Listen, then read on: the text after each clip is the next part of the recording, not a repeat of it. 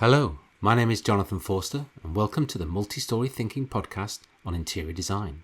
I'm an interior designer and educator. My job is to improve quality of life and productivity by helping people to create beautiful and practical spaces to live and work in. The Multi-Story Thinking podcast takes an educational slant to the interior design world. If, like me, you are curious about how things are done within the industry, how people get their breaks, and how they develop their careers, and get some top tips and advice, then this is a podcast for you. So sit back, relax, as we help unravel the mysteries of interior design.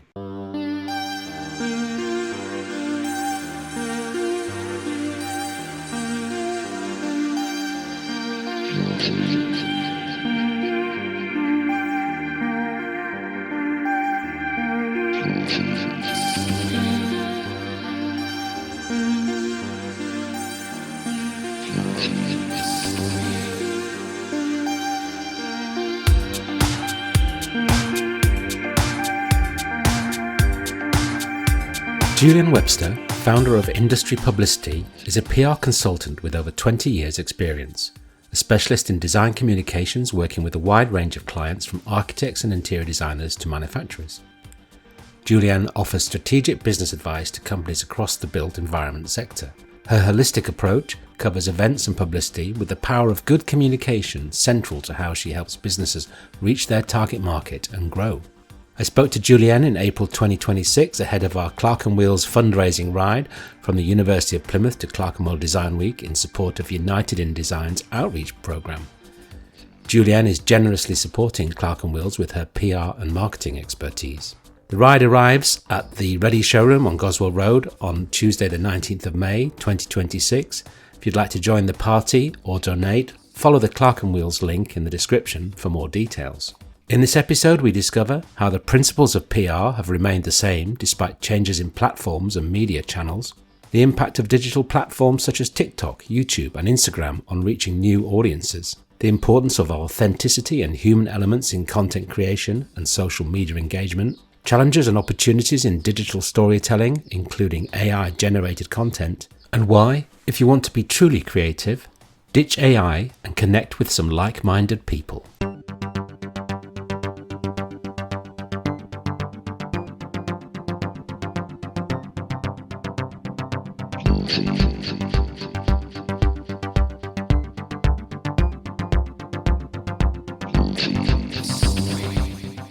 Julienne, thanks very much for joining me on the podcast. Now, you were on one of my early podcasts back in 2019.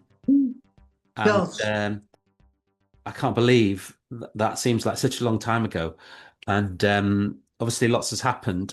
And you were just saying earlier about, thinking about the differences between then and now. And obviously we've been through the pandemic. We've had all sorts of political ups and downs, and but you were talking about how the basics of PR has not really changed, but there's lots of elements that have shifted. So just really interested in what your perspective on that is. Well, yeah, that's right. I mean, it's the principles remain the same, is that in terms of my job and who I work for and what I try to achieve for them. So it's about raising their profile. So all that is absolutely the same, but it's the route to doing it has changed exponentially. So you have your toolkit, which might be press releases and photography and film, but actually it's how you apply them to a whole raft of new, I'll call them media. Yeah. I mean, it's media, it's platforms, it's short form, long form. It's so many different things. And whereas, the sort of the top of the pyramid used to be, like the BBC, to get something on the BBC. I'm still saying I'm very happy to get something on the BBC, right? Yeah. Just in case anyone's listening. But actually, it's more important to be on YouTube. Yes. So, or TikTok. Those two words together, sharing that with some of my clients, depending on where their company sits or where they sit, which might be a generational thing, or it might be a product, a project, an attitude to how they see themselves. Trying to persuade them to move into those territories can sometimes be a challenge. Yes, I guess it's a lot to do with adoption of new technology, isn't it? Or new approaches. I mean, I feel like in the last 6 or odd years, since we last spoke on the podcast, I've about grasped how to do entry level Instagram. That's my capability.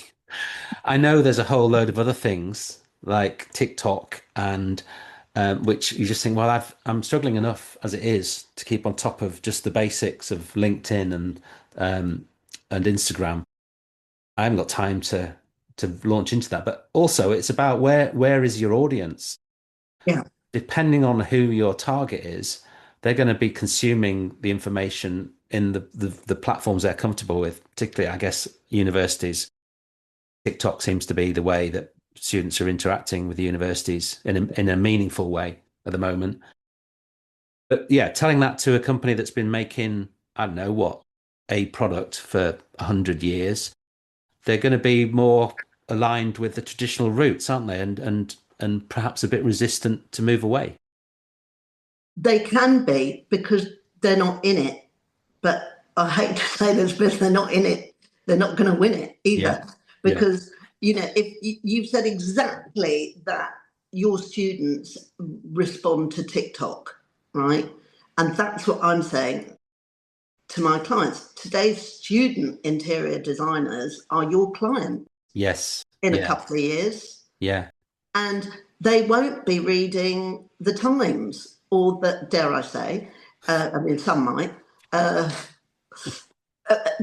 They're going to be looking for, something else. I mean, they're going to be looking at Insta is obvious. Yeah. They're going to be trying to get work through LinkedIn if things stay as they are currently. And then the other side is that there's a rise in the interest in long form communications like Substack. Yeah. So getting involved in that, everything is time consuming. Yes. Which is why PRs exist or marketing agencies, and PR and marketing is sort of tends to come under a similar umbrella, or you work very closely with a marketing team if you're a PR, or you offer those services. Yeah. I mean, I don't know anyone that doesn't offer social media. I mean, I don't, and now AI. So, Yeah. which is a whole other topic. So the way in which people consume content must have had an impact on the way you approach the concept of publicity and how you reach out via your role to the target markets of the organizations you work for. Yeah. So things tend to be limited to time.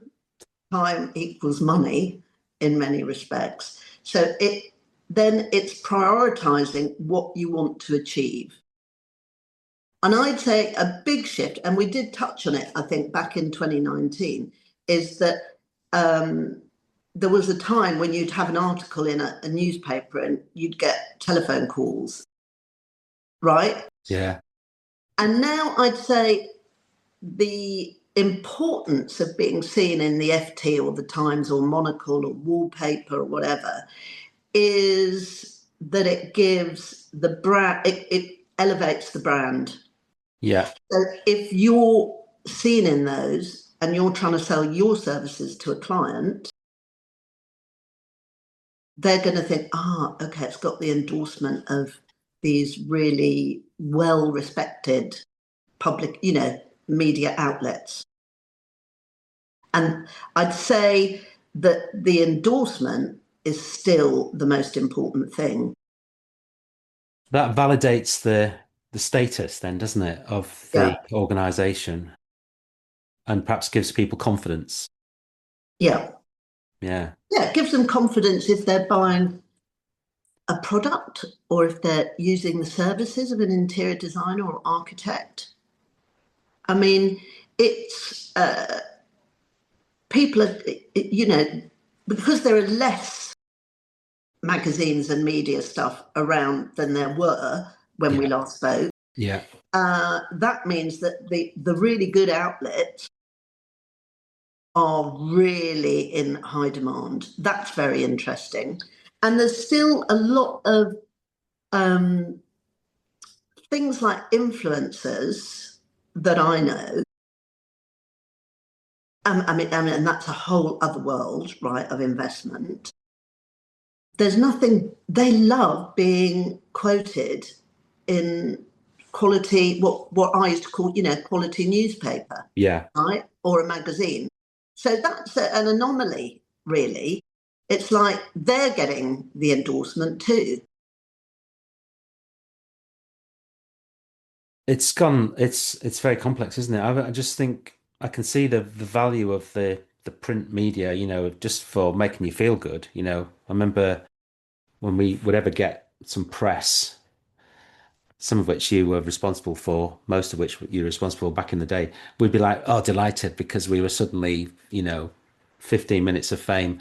And then you sit and wait for the phone to ring, and quite often it doesn't. But we did have that one big, I think it was the Guardian Weekend magazine Yeah. feature, which went, as they say, sort of viral style in terms of the number of phone calls we had, kept us going with some work for 18 months plus, so that's really impactful. But these days, even though those are sitting there, are people making decisions based on a much wider range of content? Then they won't just pick up the Guardian and then move forward. They're going to be looking at other areas. So you've got to really spread Yeah. your.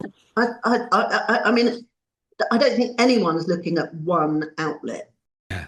I mean, if they are, wow, I'm amazed, right? But I think that would also probably reflect a generational thing. Yeah. But I don't know anyone. Everyone I know is on, no matter what their age, on Instagram. Yes. I Yeah. mean, it's got such pulling power. Um, and YouTube. I mean, younger people get all their news from YouTube, and there's some younger people, not very young. I'm Yeah. talking, you know, anywhere up to sort of as a regular thing instead of the traditional thing where we were brought up on the BBC and ITV, for example, and other maybe something else, Channel 4. Channel 4.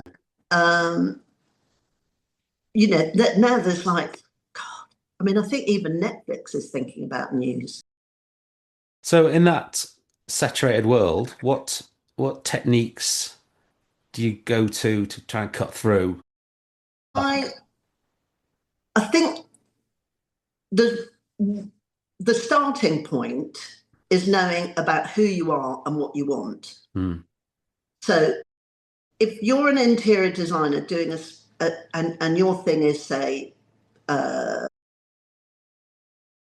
very minimal modern homes, then you've got to really think about the context of that and who's going to be interested in that, and then cut out everything else because anyway you can't spend all the time on it.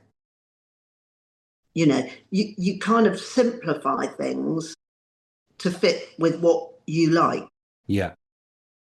And I mean, obviously, there's no point going for if you're into really, really a sort of Tadeo Ando style of building, there's no point going into a country homes rustic direction. Yeah. Or, there's all those trends on TikTok for, whatever it is, cottage core or granny chic or whatever's. And, that's not really going to fit the bill. Yeah. It's about then understanding what your unique offer is and then And communicating that. creating that, aiming high, I always think is a good plan. Yeah. And and going for broke. You know, I really want to be in that publication. How am I going to get in it or on that platform or Yeah. get that influencer interested in my work? And you've got to figure out, which is obviously, I think it comes more naturally if you've graduated and you're starting out in your career, you're going to have, you've done your own Instagram. And that, quite honestly, I can't believe that you don't if you're in the creative industries. Yeah.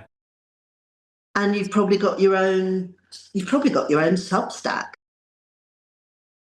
I've seen a lot more, it's not just words, it's also people that are interested in, the creative industries. The core of that is essentially the same as it ever was. You've got to define what you do, define your target market, and then find a location where they're going to be browsing. But is the content that you need to, I know the answer is probably yes to this. The content has got to have changed, hasn't it? It's got to be more consumable. It's got to be more interesting, more eye-catching. What are the key kind of shifts that be more personal? I think to engender trust in and amongst all the noise. I mean, this is why there are so many, faces on all sorts of platforms and people doing their thing. And actually, I can see that's right. That I can see that if you see that person, you think, oh yeah, I like what they're saying. I like the cut of their jib. I feel like they might be a good person to contact. I get that. I mean, I think that's nice, and it sort of flies in the face of corporate things, which I think lots of a new generation are a little bit wary of corporations. Yeah.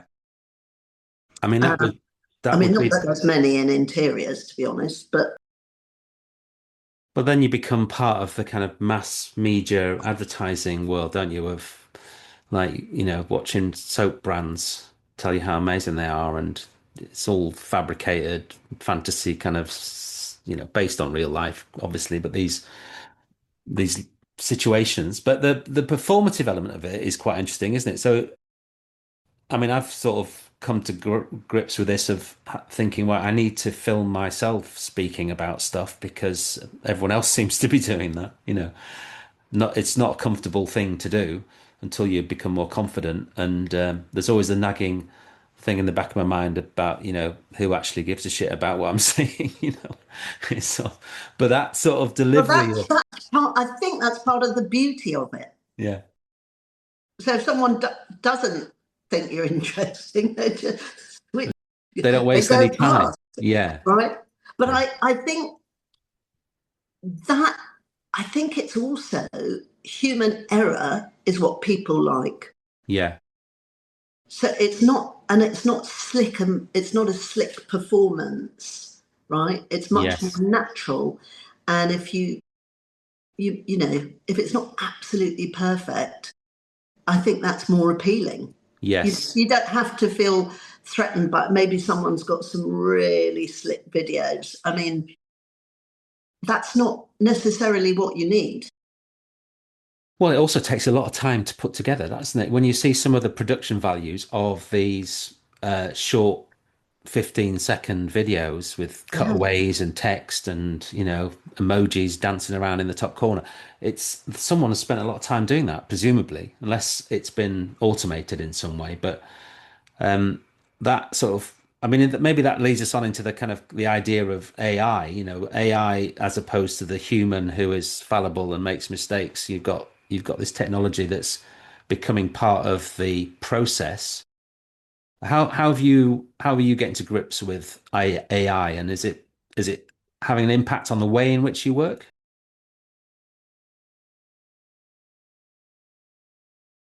It's a bit hard to say. I mean, I see it as the future, and I see that big PR agencies include in their services they offer AI. To be honest, depending on what the agency is a PR for, I don't know. But, it's offered as a service.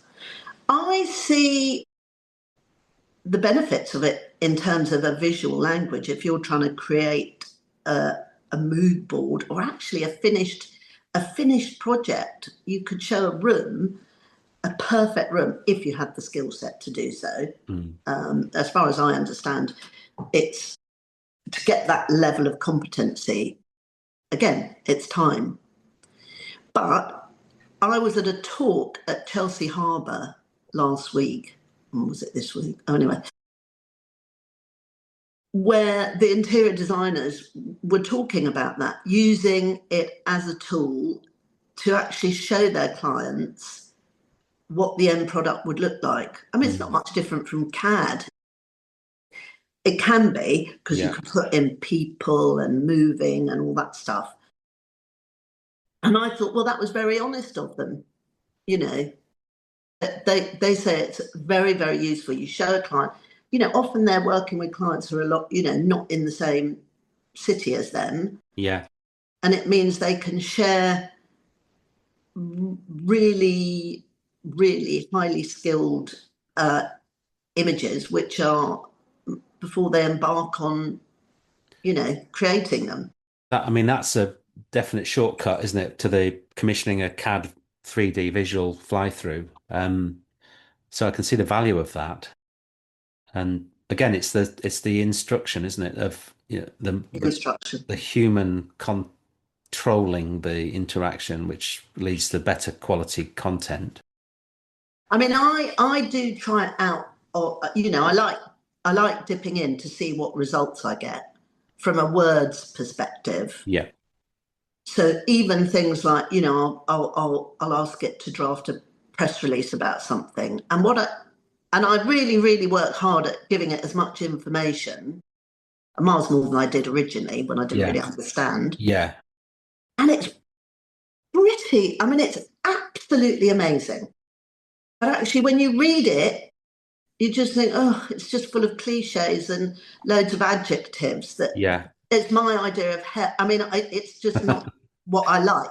Yeah. Right.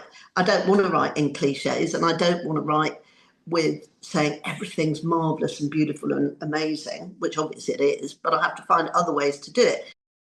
And I found they can't dig deep on the real nitty gritty of knowledge, because of course it's in my brain or your brain or whatever.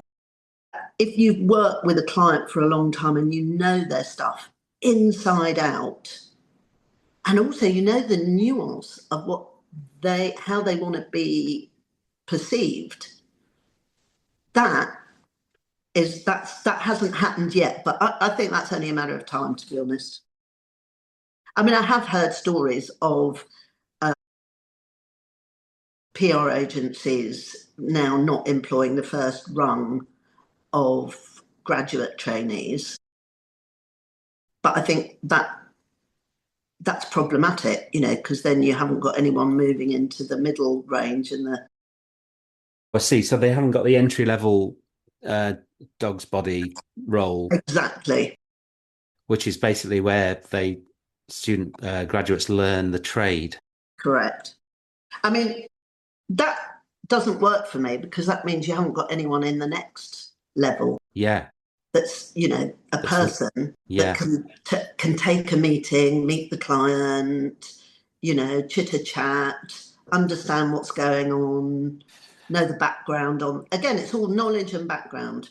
It's people skills as well, isn't it? People skills, knowledge is power. Yeah. Still, the more knowledge you have, the more education you have, the more training you have, all helps. Yes. The just the vision of that AI progressively taking on the next levels until you're running a company and there's no one in the building. Don't. Well, it's potentially dystopian. It is, isn't it? That's a treatment for a film, I think. I think it might have already been done. Probably, yes. So do you think use of AI will lead to better better content, better storytelling, better interactions? It it can do, and that's what I'm saying is I can see it working quite well visually in terms of imagery, but I'm Mm. still in terms of the narrative, it's what you feed it, and there is a bit of a for me a bit of a sad situation where I'm seeing already magazines. I'm calling them magazines. A number of you know digital magazines Yeah.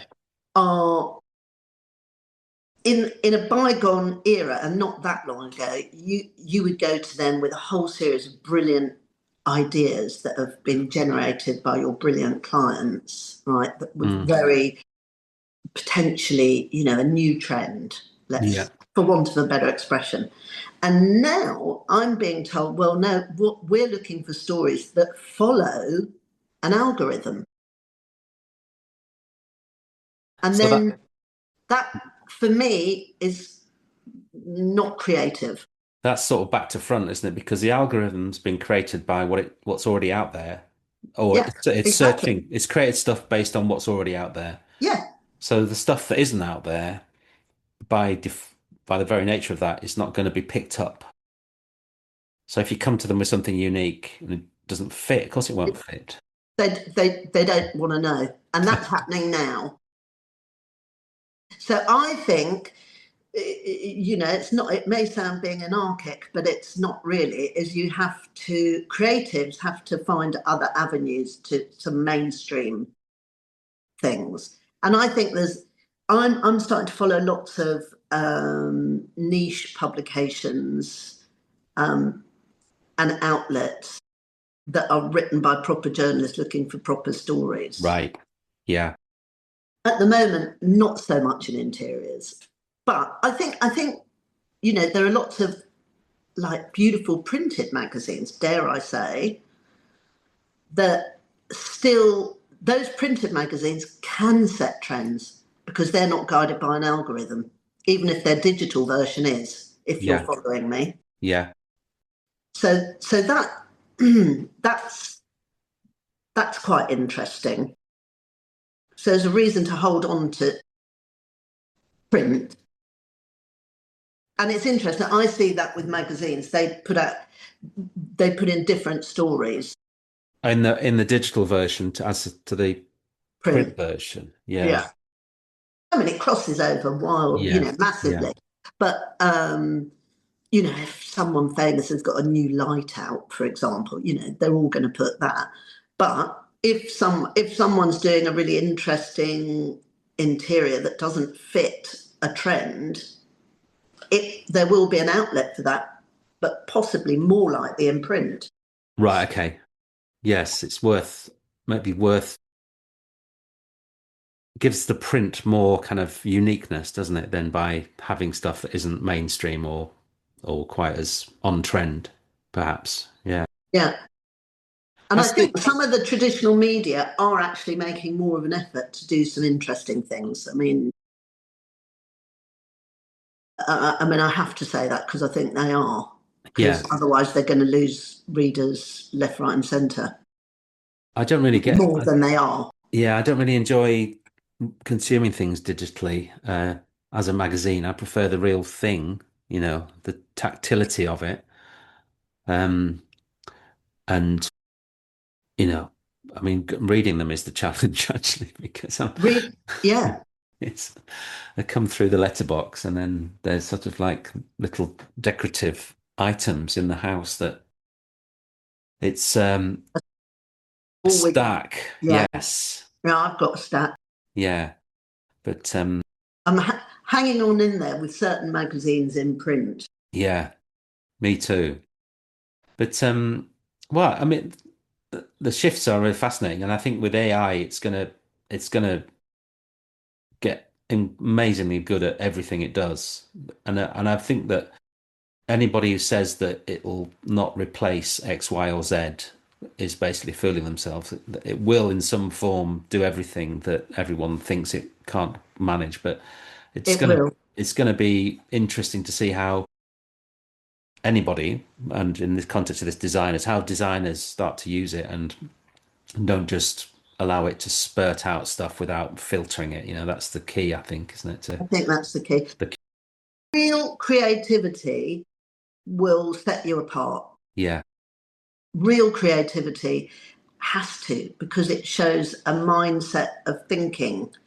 And I can see it's possibly more damaging if you're training, if you want to be an accountant. I'm using that as an example.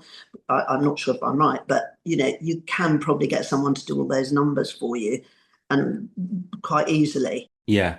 right? But a genuine creativity comes from so many different parts of your brain, your life, your upbringing, your everything, to form that that thing that you're desperate to try and put out there, whether you're an artist or an interior designer, even a musician. Yeah, it comes from the way in which you consume information in all forms. You can be inspired by a trip to a foreign resort area or whatever, and combine that with what you've observed around the corner. It's that in juxtaposition of stuff which only you can put together. I think that's the essence of creativity, isn't it? Essentially, the personal connections that you make to produce something new. Yeah, yeah. And also, and personal connections in another way, to go back to the kind of role of how PR works and what people can do to put themselves also show that creativity, is by getting involved with different groups of people, Mm. which you can call networking on one hand, but it's different types, whether it's joining an like-minded organization, meeting up, doing things together. Yes, yeah. The Keep that. collaboration. The Yeah, collaboration, yeah. Or very, just very, very important, I think. communication between people. I think that's everyone sitting in their offices, never speaking to anyone.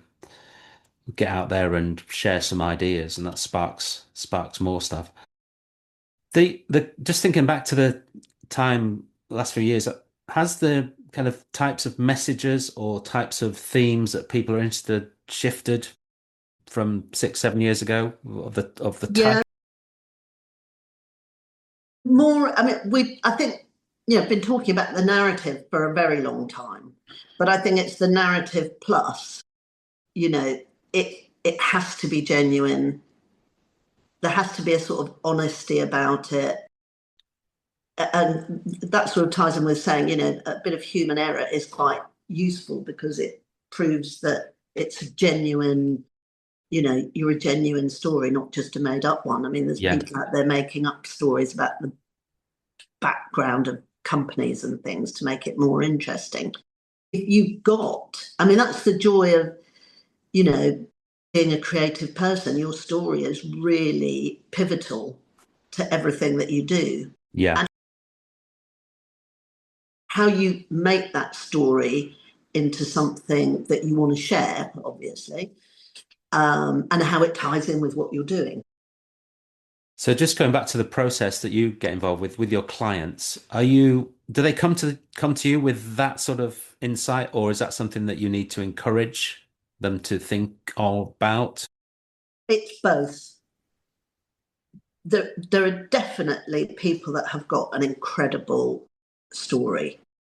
And I've been working with a client for a year and a half who have that story. Mm, In fact, they've got so much story there, and it's amazing.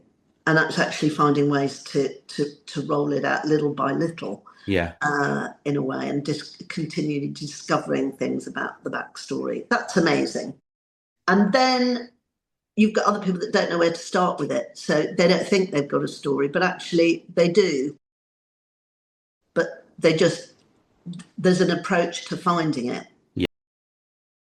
and helping clients or recognize that what they've got is fantastic, or it's got these qualities which will build their story.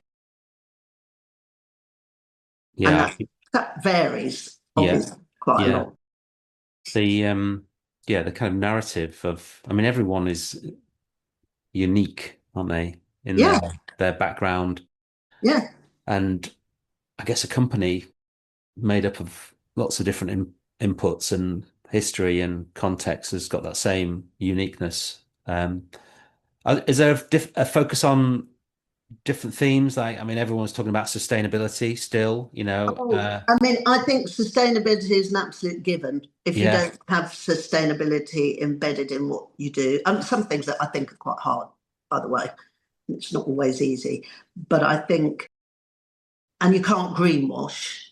That's a big no-no. yeah, Um, but more and more. I mean, I've been working with interior designers who specialise in well-being, and yeah, it goes right into the roots of a project. It's absolutely amazing what people are doing and how they're sourcing materials and products and really trying to do it the right way. And I'd say it's nearly impossible to be 100% sustainable if you're doing a project. I mean, definitely. I would say very that is a can challenging. of worms Yeah, unto itself.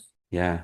You know, the minute you've got builders involved, I think, I they think, don't recycle anything, for example. yeah, it's often the program, the brevity of a program, isn't it, that forces decisions that aren't sustainable to be made. But I think from a designer's point of view, and it's a lot to do with what we teach as well at Plymouth, is things like the well-being, the sustainability of a design because it supports humans in a more positive way. That of looking at it in slightly different ways, socially sustainable, as economically sustainable, as well as material sustainability.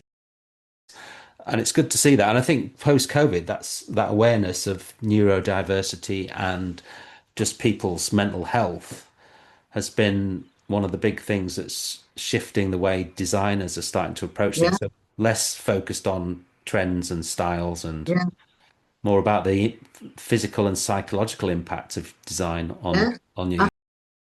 A client I'm working with at the moment, they're very aware of, environmentally aware, right? Well, there's not that's not a surprise, but actually it's now been recognised by, the client who happens to be a furniture client as developing upholstery, which is foam-free, non-toxic. Other people do it too, but actually it's also now recognised by, so they've done a project with, they're called Tamart, and they've done a project with Maggie's Cancer Care. And that's important for that cancer care environment, that it's not filled with toxins. Yeah. So on a health and well-being, I mean, it's deeply rooted in creating environments which are not only look amazing because they're all Maggie's, I mean, are just incredible, Yeah. but actually what they're putting in there, even down to the art, it's really impressive. I think it's that focus on detail of, and particularly with the circularity debate around furniture where, what every little piece of a piece of furniture needs to be able to be retrievable, doesn't it? And Yeah, you think about the ever you go to the dump, there's huge bits of furniture that are a mishmash of components and materials that are never going to get recycled, sadly. But that approach to breaking the construction of it apart systematically rather than having to, so it literally comes apart if you want it to, seems to be much more of the trend that I'm seeing across. definitely. Definitely. I mean, I don't really want to work with anyone that isn't interested in that. I mean, that's a shift for me. And what I do is that I only want to work with people that have products that are genuinely recyclable, or Yeah. they'll take them back Yes. and recycle them for you if you don't think you can. Well, that's a massive difference. But interiors is very difficult because it relies on so many other people. You can specify a wonderful ceramic tile, and then the builder's going to stick it to the wall with some, you know, poisonous glue. So, That's it, game over, isn't it, for that? It's like it's so it's out of your hands in many ways. I guess it's just having the I built mean, having environment. your eye on that is really, really challenging. Yeah, And so that's what I said earlier, being 100% good is absolutely impossible. But yes. you can make inroads, big inroads, hopefully. Yes, I think that's the way the industry's got to move, really. And then just more effective recycling facilities. Yeah, well, hopefully. Yeah, it's a big area, isn't it? I mean, there's lots of people talking about it, and there's lots of initiatives and people trying to take responsibility, both There are, both manufacturers and designers, which is, yeah. so we're moving in the right direction. The thing I wanted to move on to actually is partly around what we're doing in the Clerkenwheels project, but also thinking about, because you've got involved with that. By two very persuasive people. It was a cynical pincer movement, I think, of trying to convince you that we wanted you on board, but it was. I hope you didn't feel rushed into it or anything, but I'm interested in well, talking about your involvement in Clerkenwheels, which is really fabulous because we've got you helping us with the marketing and PR, but also just thinking about what prompts you to say yes to a project or collaboration. You said yes to us, which was fabulous, but what's your motivations of getting involved with things, you know? Well, anyway, I feel quite strongly about education. And, I did some work a few years ago with a local school trying to get internships. And I realised that so many kids, I obviously I was using my people I knew to get them paid internships. Hmm. And what I realised was obviously all my contacts are kind of in the creative industries. And that was sort of frowned upon by some of the people that were part of this group of people trying to get young people into paid internships, which is hugely challenging. Hmm. Um, because they said, "Oh no, you don't. You want. We need to get them into banking. We need to, And I said, "But not everyone can be in banking, and there's a world out there for young people." And I saw these fabulous, year 13, year 14 kids being amazed at what I did. Not that Hmm. they understood it at all, Yeah, yeah. but I dropped in a few names that I thought they might understand. And and then it started, they thought, oh, well, that could be an interesting path. And so that anyway, to answer your question about why I got involved with Clerkenwheels, um, is I think what United in Design is trying to do is it's a huge undertaking, a massive task to break down barriers in in our industry from school, but sowing the seed in school to for kids to think actually that could be me, Yeah. that looks a bit like me, because at the moment it doesn't. And I'm in awe of what Alex and Sophie are achieving, and they seem to be making a difference. I mean, they're getting things done. Yeah. I think there's a couple of things interesting there. There's the resistance to promote creative industries from the people that are setting it up in those environments, the school environments, and also possibly the kind of inbuilt sort of prejudice about what makes a good career.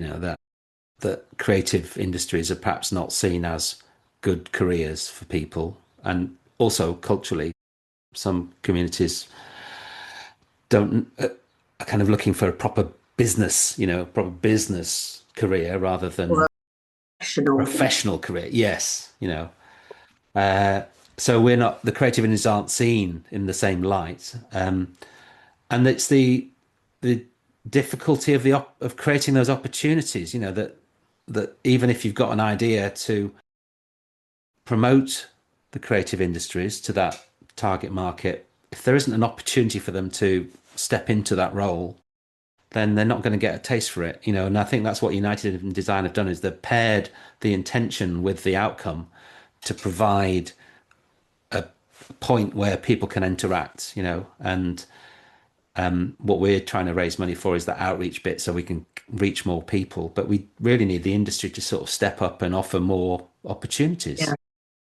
yeah.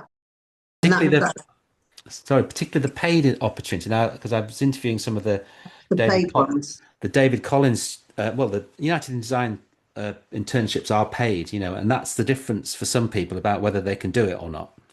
So it opens up the inclusivity of it by enabling people Yeah. who basically need money to do it. They can't just rock up and volunteer for a few months. So that's kind of exciting. But that sort of, so you've got an interest in that, which is great to hear. There's I think we need more people involved in trying to promote things like that and encourage it. But the so you need do you look for something like that hits you or chimes personally in a project? What's your Yeah, yeah. I mean, I'm basically a solopreneur, if you like. So I have to like it. I have to like what I see, and I have to yeah, like, and generally, I have to like the people. You yes, know, it's it's that's being a bit simplistic, but um, when I say I like their work, or I can see the potential, yeah. that's possibly. It's very rare that I get a fully formed client, if you like. So there's something to work with to Yeah, develop. Yeah, yeah, yeah. And helping, working with young practices, like emerging interior design practices, yeah, is fantastic, because you can be really helpful to them as a sort of mentor as well. yes. I don't know what that says about us as a practice. Are we the kind of care in the community element of your your- And I don't even cycle. No, that's fine. I'm That's right. We need this. people of all persuasions to be on part of this Yeah. project. Oh, yeah. Um, well, it's great to have you as part of it, and there's more information. Put something in the notes about more information to explain all about it. But the so so since the big question for me since the last time we spoke is around what's the best drink to serve at a opening night of a an event, because Probably sparkling water that only comes from within a mile of the venue. that's But well, in fact, well, in Clark, maybe that's what we need to do in Clerkenwell is find the well dig some wells. and bring freshly drawn water to the Yeah, venue. yeah. I think to answer your question, though, I mean, there is a shift in people's habits, actually. More people want non-alcoholic Mm, than ever before. So normally it's either we're serving, kimchi or something, and or matcha. Matcha's right. a big hit. Yes.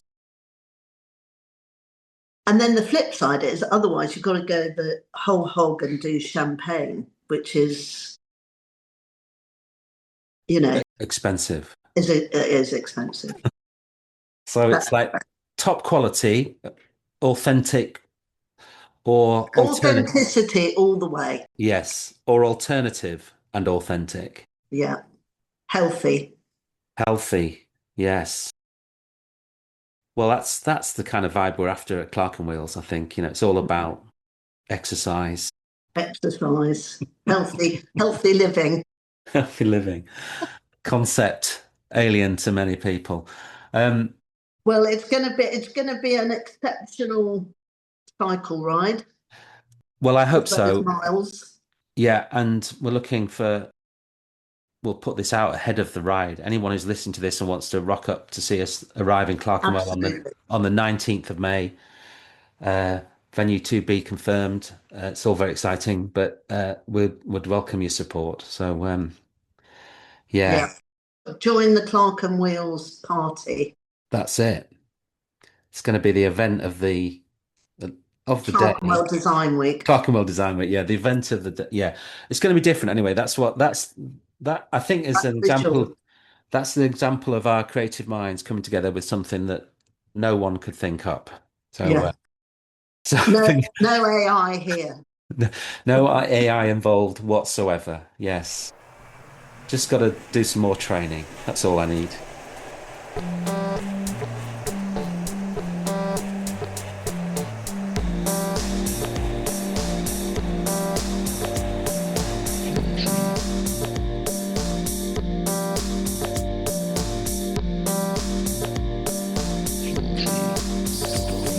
I'd like to thank Julienne for taking the time to speak to me.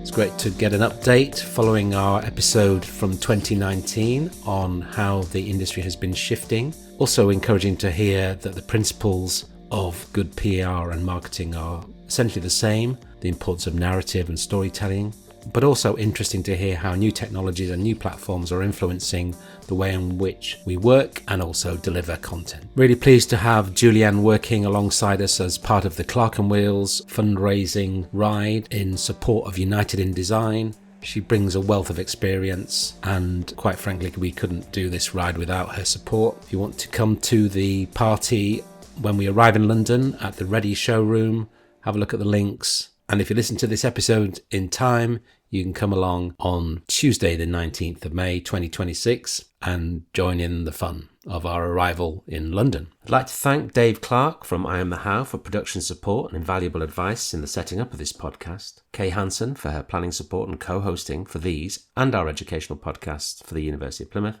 and Mark Frith for the music. I'd like to hear your feedback. You can get in touch via the website or on Instagram. Thanks for listening. Bye for now.